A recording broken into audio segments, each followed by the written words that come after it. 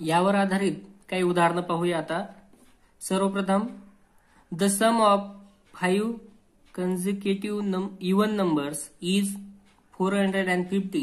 What is the difference between the greatest and the smallest of these numbers? 5 क्रमवार संख्यांची बेरीज 450 आहे, तर मोठ्यात मोठी व लहानात लहान संख्या यातील फरक काढा। पहा, मी दोन गोष्टी या ठिकाणी सांगणार आहे। पहिली म्हणजे आपण सिंपली 5 संख्या आहेत, 1, 2, 3, 4 आणि 5।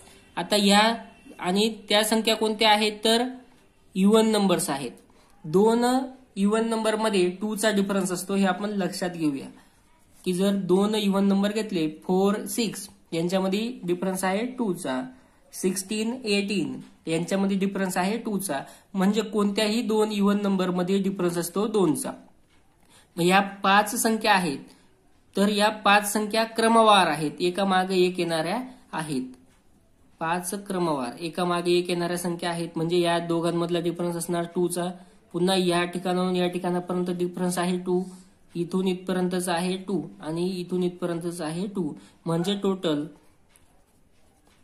2 + 2 + 2 + 2 टोटल डिफरन्स झालेला आहे 8। मी त्या संख्या माहित केल्या नाही, परंतु मला तरीही सर्वात लहान संख्या आणि सर्वात मोठी संख्या किंवा स्मॉलेस्ट नंबर आणि त्याच्यातली ग्रेटेस्ट नंबर याच्यातला डिफरन्स कळाला। आता दुसरा भाग, जर आपल्याला त्या संख्या काढायच्याच असतील आणि मग त्यांच्यातला डिफरन्स काढायचा असेल तर काय करूया? तर सर्वप्रथम बेरीज जी आहे ही बेरीज कशी मिळत असते तर बेरीज मिळते आपल्याला, बेरीज मिळते मधली संख्या गुणिले एकूण संख्या किंवा middle number into total numbers. आता ही बेरीज आपल्याला sum is equal to middle number into total numbers. या ठिकाणी आपल्याला बेरीज दिलेली आहे, म्हणजे सम दिलेले आहे 450, मिडल नंबर आपल्याला माहित नाही आणि इंटू टोटल नंबर्स माहिती आपल्याला किती सांगितलेले आहेत 5। आता हे सूत्र कधी वापरतो आपण? बेरीज काढायची असेल कधी तर ज्या संख्यांच्या मधील फरक समान आहे त्यावेळेस। मग आता या ठिकाणी आपण ज्या पाहतो ह्या इव्हन नंबर्स आहेत किंवा समसंख्या आहेत, व यांच्यातील जो फरक आहे तो सारखा आहे, म्हणून आपण हे सूत्र वापरणार आहोत। ज्या संख्या दिलेल्या आहेत त्यांच्यातला डिफरन्स जर सेम असेल तरच आपण हे सूत्र वापरू शकतो त्यांची बेरीज करण्यासाठी। मग बेरीज बरोबर मधली संख्या गुणिले एकूण संख्या। बेरीज दिलेली आहे 450, मधली संख्या आपल्याला माहित नाही आणि एकूण संख्या आहेत त्या 5 क्रमवार संख्यांची, म्हणून 5 ने आपण गुणतोय। हा इथे गुणिले 5 आहे, इकडे जर आला तर भागिले 5 असं मी लिहित असतो आणि मग इकडे राहील मिडल नंबर। मग 5 × 5, 5 × 9 = 45 आणि हा 0, म्हणजे मधली संख्या जी आहे ती आलेली आहे 90। मग ही मधली संख्या आहे 90। आता याच्या इकडे 2 आहेत आणि इकडे 2 आहेत, लक्षात घ्या। मग पुढची संख्या काय असेल? ह्या सर्व समसंख्या आहेत, मग पुढची समसंख्या 90 + 2 92 आणि 92 + 2 94 अशा आपण लिहू शकतो। आणि मागच्या संख्या 2 ने कमी, कारण 2 चा डिफरन्स असतो इव्हन नंबर्स मध्ये किंवा ऑड नंबर्स मध्ये। 90 आहे तर या ठिकाणी येईल 88 आणि या ठिकाणी येणार आहे 86। आता तुम्ही म्हणाल सर मोठ्यात मोठी आणि लहानात लहान यांच्यातला आपल्याला फरक विचारलाय, तर तो फरक आपण काढू शकतो 94 - 86। 14 मधून 6 गेले तर 8, हातच्या परत 9 मधून 9 गेले तर 0। या ठिकाणी डिफरन्स आलेला आहे 8। आपण सोप्या पद्धतीने काढलं होतं आधी की जर 5 नंबर्स आहेत तर 5 - 1 असंही काढा। 5 नंबर असतील आणि त्यांच्यातला डिफरन्स सेम असेल तर 5 - 1 × 2। या ठिकाणी 5 तर त्या समसंख्यांमधील 5 समसंख्यांमधील सर्वात मोठी आणि सर्वात लहान संख्या यामध्ये फरक येणार आहे 8 चा। पुढचा प्रश्न पाहूया। Which of the following number will represented the quotient if the sum of two odd numbers is exactly divisible by an odd number? दोन विषम संख्यांच्या बेरजेला एका विषम संख्येने पूर्ण भाग जातो व्यवस्थित आहे का? दोन विषम संख्यांची बेरीज मी असं लिहितो ऑड प्लस ऑड, विषम संख्यांची बेरीज दोघांची. आता दोन विषम संख्यांची बेरीज काय येते या संदर्भात आपण चर्चा केली की विषम संख्या दोन विषम संख्यांची बेरीज विषम येते, सम येते. दोन विषम संख्यांची बेरीज येते सम म्हणजे इव्हन. आता पुढे इव्हन नंबरला आपण पुढे काय सांगितलेलं आहे, त्या दोन संख्यांची बेरीज is exactly divisible and odd number. त्या जी बेरीज येणार आहे तिला आपण कितीने भाग देऊ शकतो, ऑड नंबरने भाग देता येतो, पूर्ण भाग जातो असं त्यांनी सांगितलेलं आहे. म्हणून मी असं लिहून घेतो की सम भागिले विषम. आता याचं एखादं उदाहरण घेऊन पहा. समसंख्या 12 घेतली मी आणि विषम संख्या 3 घेतली, तर 12 भागिले 3 बरोबर 4. याचा अर्थ उत्तर येणार आहे सम. म्हणजे मला या ठिकाणी लिहावं लागेल आन्सर जे आहे ते काय येणार आहे, इव्हन. व्यवस्थित समजून घ्यायचंय पुन्हा एकदा. ऑड प्लस ऑड येतो इव्हन आणि या इव्हनला ऑडने पूर्ण भाग जातो असं त्यांनी सांगितलेलं आहे आपल्याला. Divisible by an odd number, ऑडने पूर्ण भाग जात असेल तर येणार आन्सर हे काय असणार आहे, इव्हन असणार आहे. मग आता येणार आन्सर सम असणार आहे. तर आपण पर्यायांचा विचार करायचा आहे. फर्स्ट पर्याय पाहिलं 7 आहे की जो ऑड आहे. आपला आन्सर काय येणार आहे, इव्हन. म्हणून हे आन्सर येऊ शकत नाही. हे पण नाही कारण हा सुद्धा ऑड नंबर आहे, हा देखील ऑड नंबर आहे आणि हा एकच असा पर्याय आहे की जो इव्हन नंबर आहे. म्हणून आपण आन्सर लिहायचा आहे 12 किंवा 12.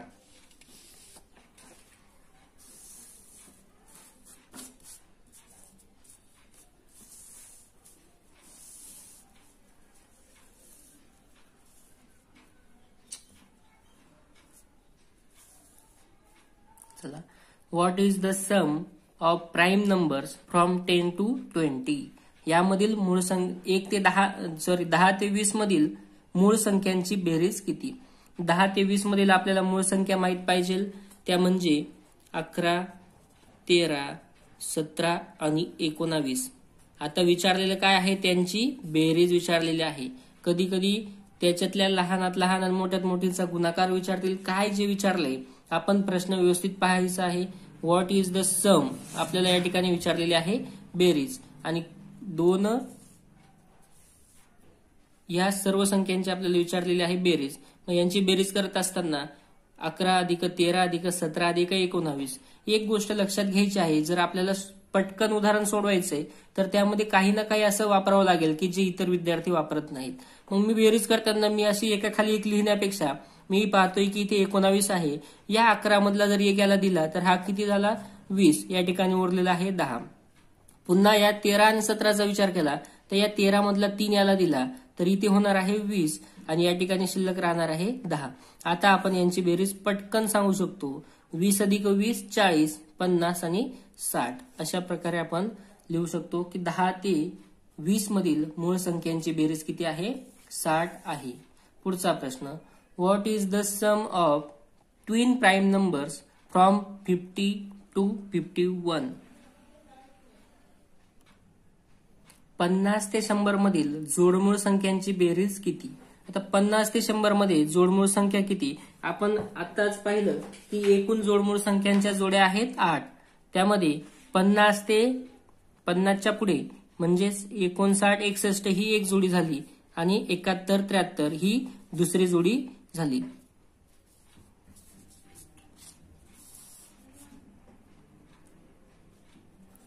एकोणसाठ 61 आणि दुसरे आहे 71, 73. या सर्वांची आपल्याला काय करायची आहे, बेरीज विचारलेली आहे. मग बेरीज करायची पुन्हा त्या पद्धतीने करता येईल का सोपं करून? तर हा एक जो आहे हा इकडे देऊन टाकू आपण, म्हणजे या ठिकाणी होईल 60, या ठिकाणी उरेल 60. पुन्हा या ठिकाणी हा जर एक तिकडे दिला तर त्या ठिकाणी 74 आणि इथे आहे 70. म्हणजे कमीत कमी आपल्याला या तिघांची किंवा चौघांची बेरीज सोप्या पद्धतीने कशी करता येईल. 60 आणि 60 120 प्लस 70 आणि 70 140 आणि हा 4 असे 144 आणि 4 4 आणि 2 6 1 अधिक 1 2 264 ही त्यांची बेरीज असेल. पुढचा प्रश्न,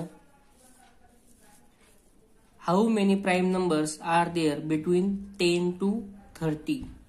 आता या ठिकाणी आपल्याला 10 ते 33 यामधील मूळ संख्या विचारलेल्या आहेत. 11, 13, 17, 19 या झाल्या आपल्या 11 म्हणजे 10 ते 20 मधील. आणि पुन्हा 21 ते 30 अशा आपण करूया गट. 21 ते 30 मध्ये 23 आणि 29 अशा या 2 संख्या आहेत ज्या मूळ आहेत. आपल्याला एकूण विचारलेल्या आहेत म्हणून आपल्याला लिहावं लागेल या 4 अधिक या 2 6.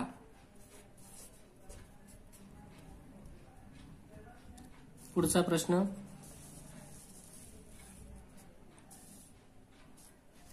The sum of 5 consecutive odd numbers is 6785. What is the difference between these greatest and the smallest of these numbers? 5 क्रमवार विषम संख्यांची बेरीज 6785 आहे. त्यातील सर्वात मोठी आणि सर्वात लहान संख्या यातील फरक काढा. आत्ताच आपण या स्वरूपाचा एक प्रश्न सोडवला आहे. त्या दोनही पद्धतीने आपण पुन्हा एकदा सोडून पाहू. किती संख्या आहेत? 1, 2, 3, 4 आणि 5.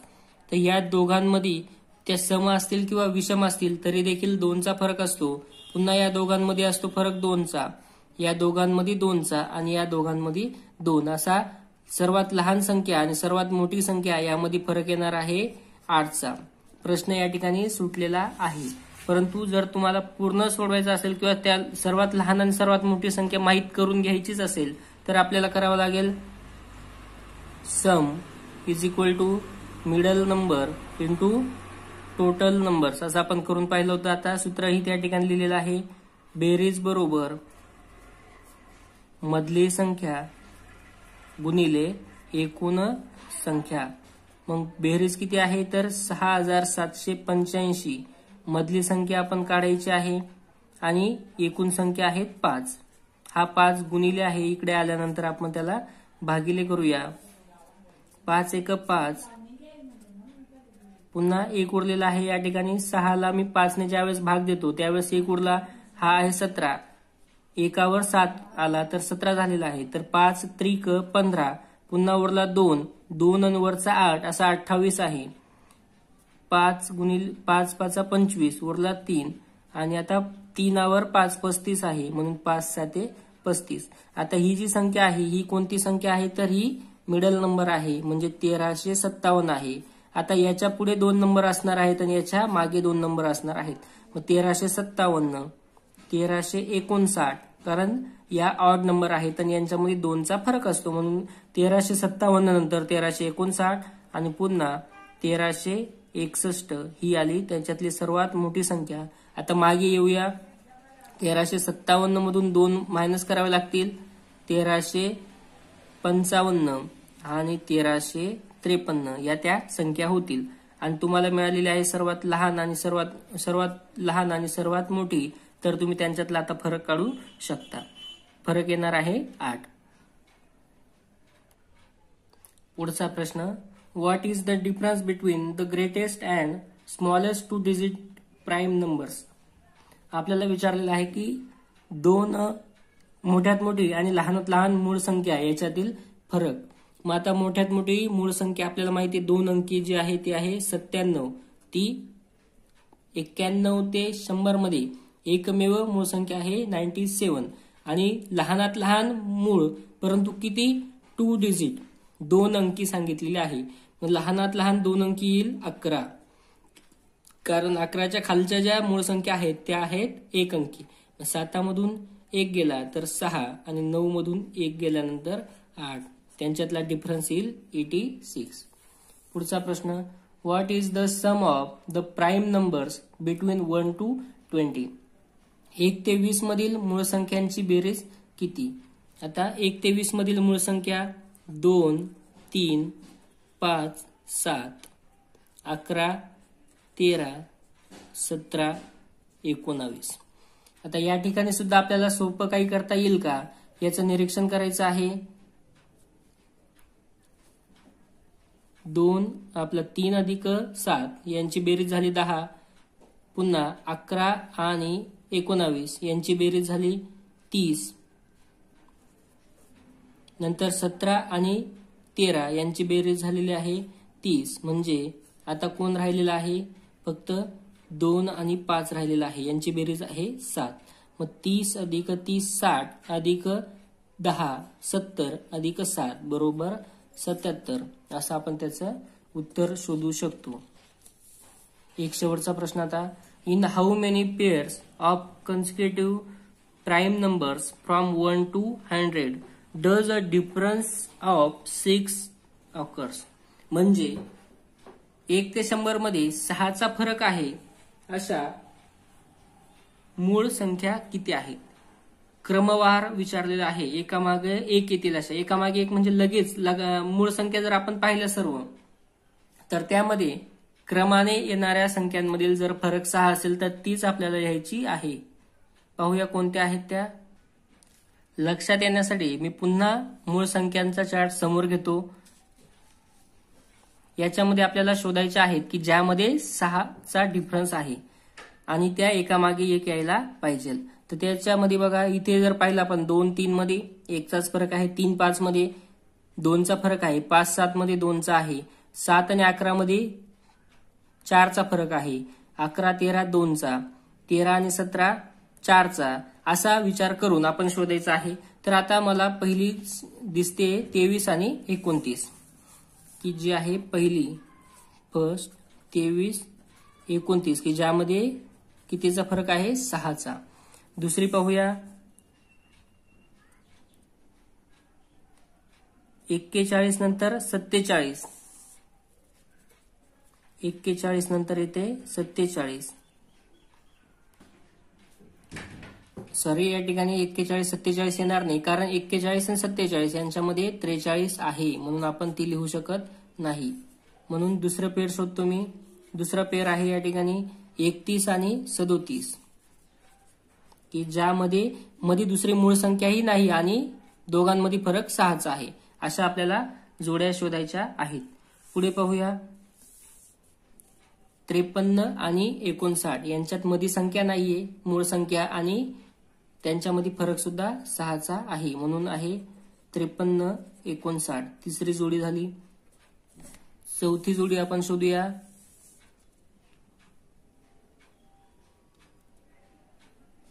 61 आणि 67. 61-67 ही चौथी जोडी झाली. पाचवी जोडी या ठिकाणी आहे 83 आणि 87.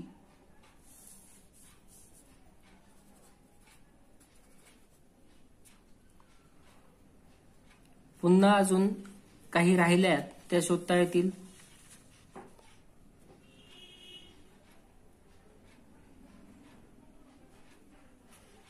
या ठिकाणी पहा 47 आणि 47 पासून 53 पर्यंत यामध्ये देखील 7चा फरक आहे म्हणून 47 आणि 53 ही एक जोडी त्याच्यामध्ये आपल्याला ऍड करावी लागेल. अजून शोधूया. या ठिकाणी एक आहे 71-73 घेतले आपण. पुन्हा 73 ते 79 ही एक जोडी आहे.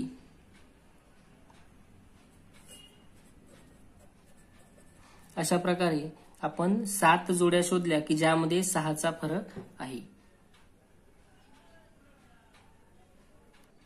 अशा प्रकारे आपण आज समसंख्या, विषम संख्या, मूळ संख्या, संयुक्त संख्या, जोडमूळ संख्या यावर आधारित काही प्रश्न पाहिले. या बाबतीत अधिक प्रश्न पुढच्या व्हिडिओमध्ये पाहूया.